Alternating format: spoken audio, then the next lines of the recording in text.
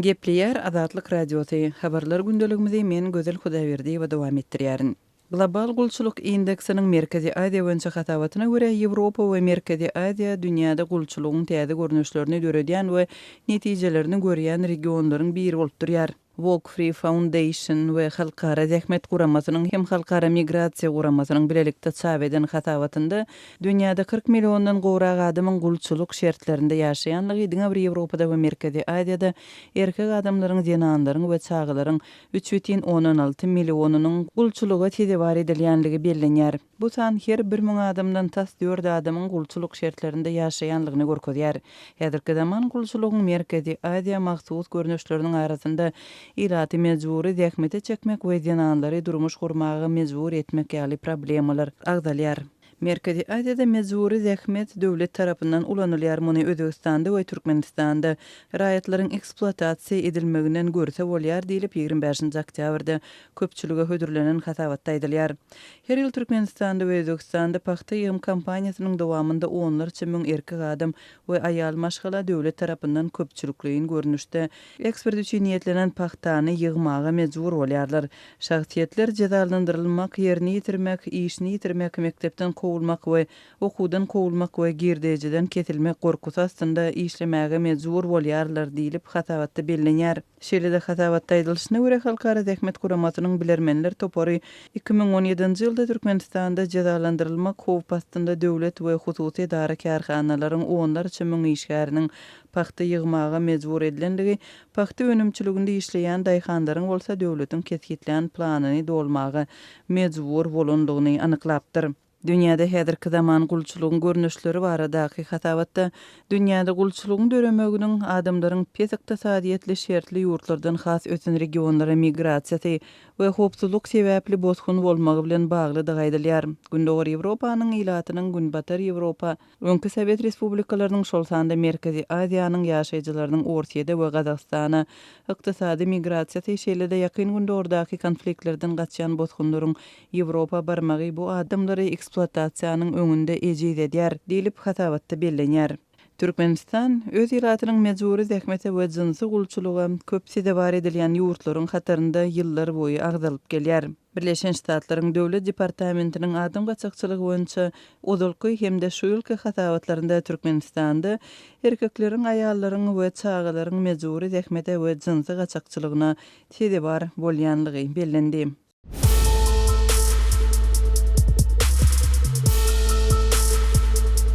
Öz sevitiňizde bolýan wakalar barada adatlyga maglumat bermek isleseňiz, biziň Facebook hasabymyza ýazyň. Bizi gözlep bölümine Azatlyk Radiosu ýazyp tap bilersiňiz. Siz suratlaryňyzy we videolaryňyzy hem ýollap bilersiňiz. Azatlyk siziň şahsiýetiniňizi gizlinlikde saklar. Siz bolan wakalar barada maglumat beriň, biz hem habar bereriz.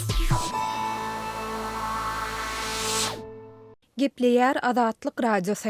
Habarlar gündelik gepleşigimizi dowam etdirýäris. Efirde siz bilen men Sehra. Aşgabatda okuwçylaryň, studentleriň we büdjet işgärleriniň müňlerçesi agyr atletika boýunça paýtagtda geçjek dünýä çempionatynyň açylyş dawarasyna görülýän taýýarlyk çärelerini gatnaşmaga mejbur edilýär. Belläp geçdik 1 noýabrda akşam saat 20:00-da başlajakdygy aýdylýan agyr atletika boýunça dünýä çempionaty 10 noýabra çenli dowam eder we bu halkara sport çäresi Aşgabatyň Olimpiya şäherjiginde geçiriler. Türkmenistanda bolup geçen wakalara we täzeliklere ýakyndan synedýän Aşgabatly synçy Amanmurat Bugaýewiň tasdiklamagyna görä, bu sport çäresiniň açylyş dawarasyna görülýän taýýarlyk işleri 20 oktýabrda başlap indi 10 günden gowrak wagt bäri paýtagtyň Olimpiya şäherjiginde we şol ýerdäki stadionda dowam edýär. Taýýarlyga gatnaşan okuwçylaryň, studentleriň, medeniýet işgärleriniň, aň bilen puwdugynyň işgärleriniň hemde belli bir sport türleriniň radynyň umumy jeminiň 14-15 min adamdygyny aýdýarlar. Onu aýdýarlar şol dawarany taýýarlayan rejissörler, ýene gaýrylar. Dawara taýýarlyk işleri öňkü gerekler adatça öýlen saat 15-den soňra başlanyp, o saat 19-a çenli dowam edýärdi. Öňün düýün çäreler saat 14-den başlanyp, aşam saat 20-a ýakyn tamamlanýar. Diýip Synç Bugaýew taýýarlyk çärelerine gatnaşan studentlere we bu çäreni guramalaşdyryp öldürýän rejissörlere salgylanyp gürrüň berdi. Maglumat üçin aýtsak, oktýabryň soňky 10 günlüğünde Türkmenistanda mekdep okuwçylary we ýokary okuw jaýlarynyň studentleri güýzki diň jalşyda bolýar. Bu gaýyp çağalaryň we ýaşlaryň güýzki diň jalşydadygyna garamadan öňünden düzülen sanaw esasında olaryň bu çäre gatnaşmaly edilendigini belledi. Aýdylmagyna görä, bu taýýarlyk çäreleri ýurtda geçirilen öňkü dawralardan tapawutlanmaýar. Ýürite bellenen rejissörler çäre gatnaşýanlaryň dürli gimnastika maşyklaryny, tanslary, şowhunlary sinhron ýerine ýetirmegini üpçün edýärler. Galbersede çärelere gatnaşmaga mejbur edilýän büdjet işgärleri, studentler we okuwçylar agyr atletika boýunça dünýä çempionatynyň Aşgabatda geçiriljek açylyş dawrasyna tomoşa çökmünde hem gatnaşmaga borçly edildi. Dawralaşça höwes bildiren adamlaryň özleri goý berilmeýär, oňadyň öňünden düzülen sanaw esasyna şowhun etmek üçin ýürite taýýarlandan öňden 10 gün mer taýýarlyk geçirilýär, goý beriljek. Dip Bugaýew belledi. Mundan başga bu dawra gatnaşmak üçin daşary ýurtlardan gelen mihmanlara şol sanda türgenlere hyzmat etjek türkmenistanylaryň ýüzlerçesi we 500 çemesi meýletinçe sport libasyny we aýakgabyny satyn almaga mejbur edildi. Muhtuna paýlanyp berilmändir. Goý ýaşyl renkli sport formasy, sport papagy, krasowka diýen aýakgaby, agyr renkli näşlon umum bagasy orta adap bilen 900 manat çemes diýýärler, şonu satyn alan berýän gurulgy. Dip Bugaýew aýtdy. Ýatladyp geçsek, mundan bir hepde çemesi ozal Türkmen portal saýty döwlet medeniýetine salgylanyp, Türkmenistanyň dokma senaty ministrligine değişli döwlet kärhanalarynyň Aşgabatda geçiriljek agyr atletika boýunça dünýä çempionatyna niýetlep 1300 komplekt sport eşigini taýýarlandygyny habar beripdi. Şonu taýýarlanan libaslaryň ýarşa gatnaşyjy türgenlere, meýletinçilere, gurnoýjylara, saglyk işgärlerine, media serişdeleriniň wekillerine we hojalyk işgärlerine niýetlenilendi aýdylypdy. Türkmenistanda agyr ykdysady kynçylyklaryň ýeti duýulýan azyk haritlarynyň gyçylygynyň we gymmatçylygynyň dowam edýän döwre türkmen häkimetleri ýurtda halkara sport çäreleriniň bir näçesini geçirdi we geçirmegi planlaşdyrýar. Şu ýylyň sentýabr aýynda Aşgabatda Amul Hadar halkara avtoralisi geçirilen bolsa, geçen ýylyň sentýabrynda ýapyk binalarda we söwüş sunnaty boýunça 5-nji Aziýa oýunlary geçirildi. Şeýlede ýapyk velotrek boýunça nowatdaky dünýä çempionatynyň 2021-nji ýylda Türkmenistanyň paýtagty Aşgabat şäherinde geçiriljekdi aýdylýar. Agyr atletikanyň halkara federasiýasy Aşgabatda agyr atletika boýunça geçjek dünýä çempionatyny rekord derejede, ýagny dünýäniň 91 döwletinden 693 türgeniň gatnaşjakdygyny ma'lum etdi. Adatlyk radiosu Telegramda. Bizi Adatlyk radiosu sözü bilen tap bilersiňiz. Adatlyk radiosu arkaly öz maglumatlaryňyzy ýyla ýetirmekçimi? Biz bilen Telegram arkaly, ýagny goşmak belgisi 420 724 168 983 we goşmak belgisi 420 773 797 383 telefon belgileri bilen habarlaşyň. Biz siziň şahsiýetiňiziň gizlin taklanjakdygyna kepillik etýäris. Gepliyar Adatlyk radiosu. Habarlar gündeligimizi men Gözel Hudaýberdi we dowam etdirýärin. Ýangy ýakyn Aşgabatdan Paryja we Frankfurtda barýan uçurlar öňünden duýdurulmazdan wagtyndan ýyr urap öz ýolagçylarynyň ençemesini galdyryp gitdiler diýip Adatlygyň çeşmesi bu ýagdaýy baştan geçiren ýolagçylara talgylanyp habar berdi. Eferde adynyň tutulmazlygyny soran çeşmämiz bu ýagdaýyň 13-nji oktýabrda bolandygyny we ýer saat 11-den geçende ugramaly uçurlaryň bir näçe saat öňünden başlanýan registrasiýasynyň birden kesilip ýolagçylary aljarangy ýagdaýdan galdyranlygyny gurrun berdi. Registrasiýa başlanyp 1 saat geçip geçmänkä ony doly ýapýarlar. Geçip ýetişeniň gidýär, galyny galýar. Näme üçin diýilip sorasalar ýaşyly uçýar diýip jogap berdiler diýip söhbetdeşimiz aeroportyň işgärleriniň ýurdun prezidenti Gurbanguly Berdimuhammedowyň uçurly sapary sebäpli ýolagçy reýsleriň uçuş tertibiniň üýtgedilenligini ýolagçylara duýduranlygyny gurrun berdi. Çeşmämiz şol reýsleriň biriniň ýolagçysyna talgylanyp, adatça dolu bolýan uçuryň içinde şol gün orunlaryň ýarysyndan gowragynyň boş galanlygyny belledi. Türkmen howa ýollarynyň resmi maglumatyna görä Aşgabat Frankfurt reýsi şenbe günleri 11:25-de, Aşgabat Paryja reýsi 11:35-de ugrýar. Agdalan reýsleriň 13-nji oktýabrda wagtyndan ýyr uçandygy barada çeşmelerimiziň beren maglumatyny Türkmen howa ýollarynyň we Aşgabatyň halkara aeroportunyň resmiýetlerinden häzirlikçe tasdikladyp ýa-da inkar etdirip bolmady. Aşgabatyň halkara aeroportundan daşary ýurtlara ýygy-ýygydan syýahat edýän söhbetdeşlerimiziň sözlerine görä uçurlaryň wagtyndan ir ýa-da giç uğramagy, şeýle-de wagtynda gowunyp bilmän ençeme sagatlaap howada uçup garaşmagy ýa-da başga bir şäherde gowunmagy ýygy-ýygydan ýüze çykýar. Köplençe bu howa şertleriň yaramazlygyna ýa-da tekniki sebeplere bagly bolman, ýurt baş tutanyň ýola çykmagyna bagly bolýar. Türkmenistanyň prezidentiniň daşary ýurtlara ýa-da paýtagtdan welaýatlere edýän uçurly saparlarynyň wagty barada köplençe habar berilmeýär. Ýolagçylar diňe uçuş tertibiniň üýtgedilen pursadynda mundan habarly bolup galýarlar. Bu arada ýolagçylara köplenç aeroportyň işgärleri aýdýarlar. Azatlygyň Aşgabatdaky habarçysynyň sözlerine görä şoňa meňdeş wakalaryň biri aprel aýynda Aşgabat Moskwa reýsinde ýüze çykypdyr. Adamlar ýem uçara minipdi. Birden olary uçardan çykaryp ýygyna garaşmak üçin niýetlenen otaga gowy başladylar. Olar şol ýerde 2 sagada olay wagtlap garaşmaly boldular. Prezidentiň uçary barmaly ýerine barýança, gowundan soňam döwlet baş tutanyny aeroportda hökümet agdalary garaşalýança we şol ýerde göçme maslahat geçirilýänçe ýolagçylar Aşgabatyň aeroportuna garaşyp oturmaly boldular diýip habarçymyz gurrun berdi. Türkmen Howa ýollary kompaniýasy ýolagçylara edilýän hyzmatlaryň hili boýunça halkara derejesinde geçirilýän reytinglerde ýyllar boýy pes bahalar alýar. Uçurlaryň wagtynda gelmezligi kemçilikleriň arasynda agdalýar. Azatlygyň Türkmenistandaky habarçylary we çeşmeleri Aşgabatdan uçýan uçurlaryň gatnawy tertibine täsir ýetirýän howpsuzlyk çäreleriniň köplenç prezidentiň saparlara uğran wagtynda ýüze çykýanlygyny belliýärler. Aýratyn howpsuzlyk çäreleri onuň sapara uğraýan wagtynda köp ýüze çykýar. Ony uğradýan we sapary barada habarly bolýan adam köp bolýar. Şeýle ýagdaýda reýsler saklanýar, şeýle-de aeroportyň töwerekdaşy ýapyk bolan soň ýolagçylar wagtynda aeroporta baryp bilmeýärler we uçara giýjak alýarlar. Prezidentiň sapardan gelýän wagty gizlenlikde saklanýar we birnäçe edek üýtgedilýär diýip Azatlyk radiosynyň ýagdaýdan ygtybarly çeşmesi gurrun berdi. Türkmenistanyň paýtagtynda prezidentiň saparlary onuň gatnaşmagyndaky syýasy jemgyýetçilik we sport medeni çäreleri sebäpli ýollaryň ýygy-ýygydan ýapylmagy, şäherde köçe ýol hereketiniň bökdemegine, jemgyýetçilik transportynyň gatnawynyň kesilmegine ýa-da öňünden duýdurulmazdan üýtgemegine sebäp bolýar. Bu ýagdaý yerli ýaşaýjylara dürli oňoýsuzlyklary döredýär.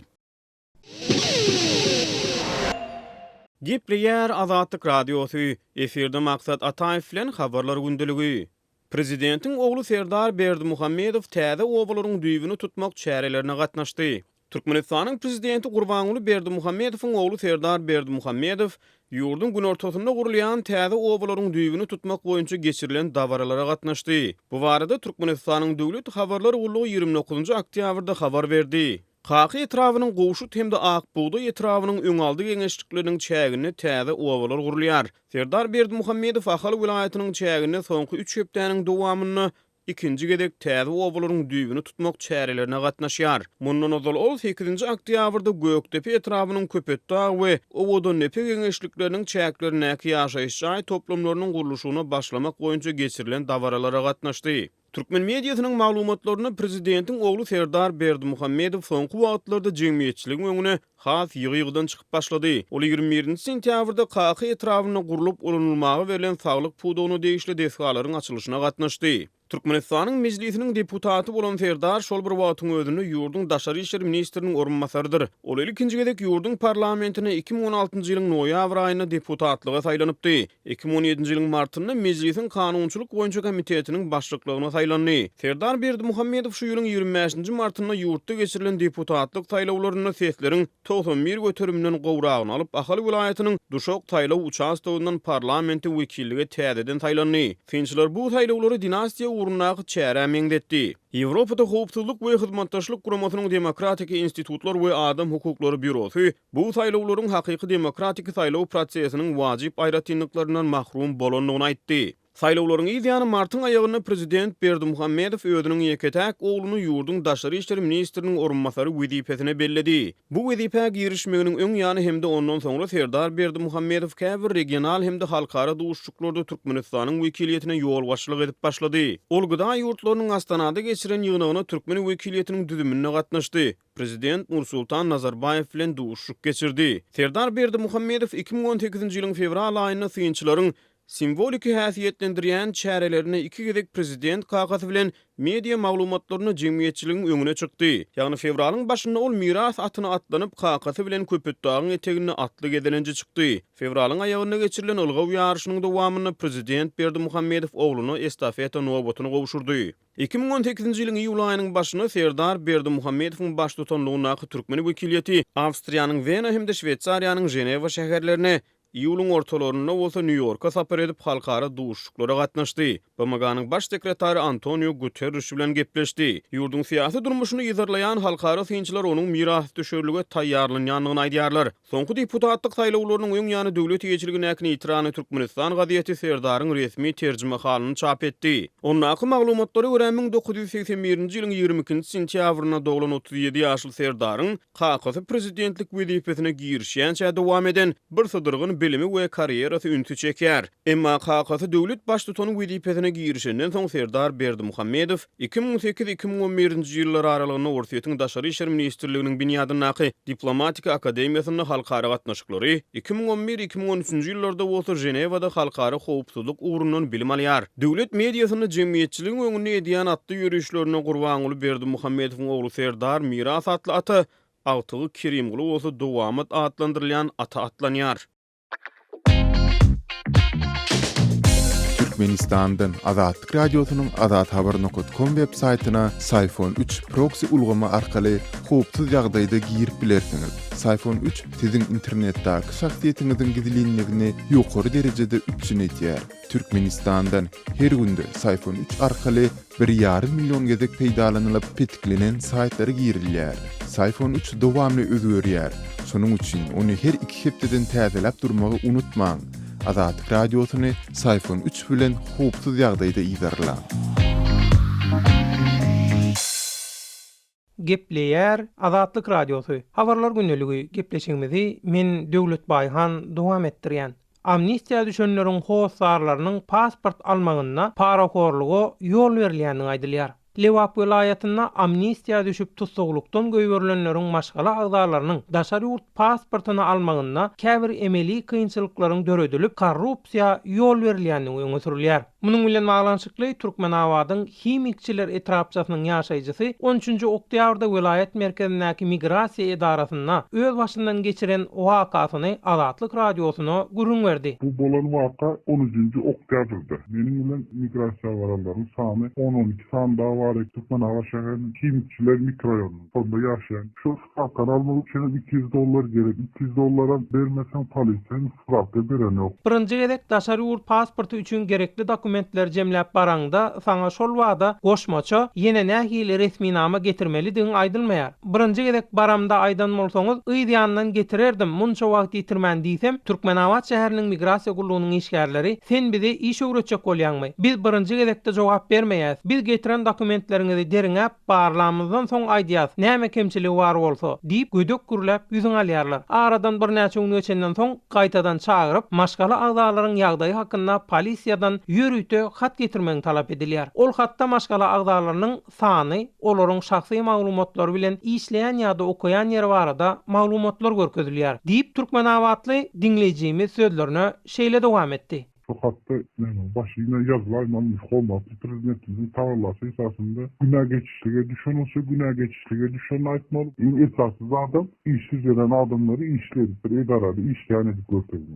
$200 alan görkezde hiç gurulmuşsuz polisiýada hasapda duranok aklanda diýip spravka berýär. Zaran pasport spravkany almasan berler ýok. Eger biziň ýaly maşgala agzalaryňdan owul oturup çykan biri bar bolsa, onu şoň suw diýişi, nähili amnistiýa düşenligi çykandan soň gaýtadan bir kanun işe baş koşup goşmany barada polisiýanyň aýratyn maglumat ýazmagy sorulýar. Adat raýatlara iş tapdyrmaýan döwürde amnistiýa düşenleriň işe ornaşmagy mümkin näl. Häzirini bu işiň soňunyň nähili boljagyna garaşyp otyrys. Diýip daşary urt pasportyny almaga synaşan Türkmenawatly ýaşaýjy Azatlyk radiosuna başyndan geçirenlerini gurrun berdi. Howpsuzlyk sebäpli adynyň efirde agdalmalygyny soran Türkmenawatly polisiýa işgäri Azatlyk radiosynyň yerli çeşmesine pasport işlerini hem aýdylşaly korrupsiýa ýol berilýändigini tasdiklap, muny gurnayan käbir döwlet işgärleriniň paraxorlukda utgoşukly işleýändigini öňe sürdi. Onuň aýtmagyna görä $200 meçberilnäki paranyň $150 polisiýa bilen migrasiýa öz arasynda paýlaşýar. Galan $50 bolsa işleýän barada resminama oňurup berýän alýar. Owul kutusoglary işleýän barada hat berýän araçy bu paradan daşaryn onuň adyna ýazylan aýlygy hem öz hasabyna geçirýär. Ýatlatsak, halkara gurumalaryň hasabatlaryna Türkmenistan iň bir korrupirlenen ýurtlaryň hataryna agdalýar we Azatlyk radiosy bilen gürleşýän yerli ýaşaýjylar paraxorlugyň çağalar wagtyndan başlap iň ýokary derejelere çenli giňden ýaýranlygyny öňe sürýärler.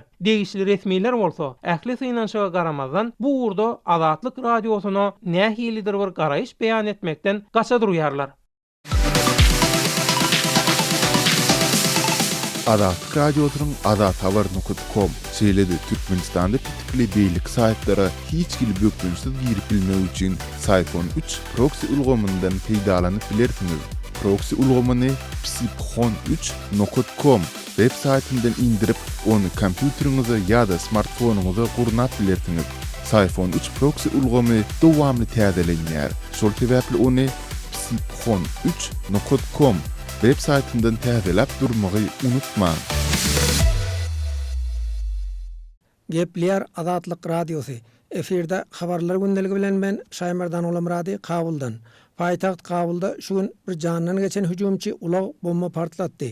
Deslapky maglumatlara görä onuň netijesinde 6 adam öldü, 8 adam yaralandy. Ölen we yaralylaryň arasynda çağalaryň hem bardygy aýdylýar. Bombaly hüjümde polisiýa işgärleri hem ölüpdir. Ençemesi yaralanypdyr.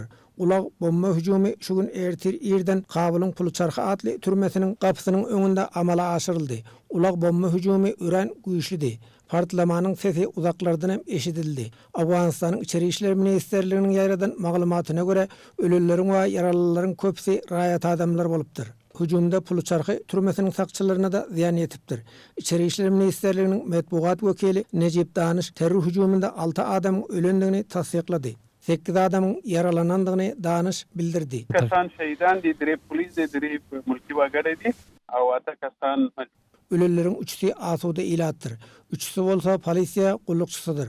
Yaralylaryň arasynda çağalaran bar. Bu deslapky maglumatdyr. Ölen we yaralylaryň sanynyň artmagy ahmaldyr. Yaralananlar keselhanalara yerleşdirilýär.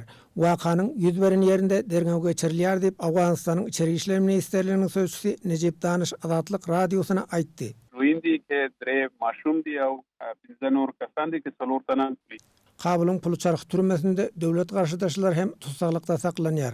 29 oktýabrda da bir janyny geçen hüjümçi Kabulda bomba partlatdy. Bu bombaly hüjüm Awganistanyň garaşsyz saýlaw komissiýasynyň öňünde ýüz berdi. Bombaly hüjümde 3 adam ölendigini resmiler ma'lum etdi. We 6 adamyň yaralanandygyny bildirdi. Ölen we yaralylaryň hemmesi resmiler bolupdyr. Yaralylaryň arasynda polisiýa işgärleri hem bar diýip Awganistanyň içeri işler ministrliginiň wekilleri aýdypdy. Hüjümüň jogapkärçiligini Taliban öz üstüne alypdy. Qadirli dinleyijiler, şunun bilen habarlar gündeligi gepleşigimizi geçirip guturýarys. Azatlyk radiosynyň tolkunlarynda galyň.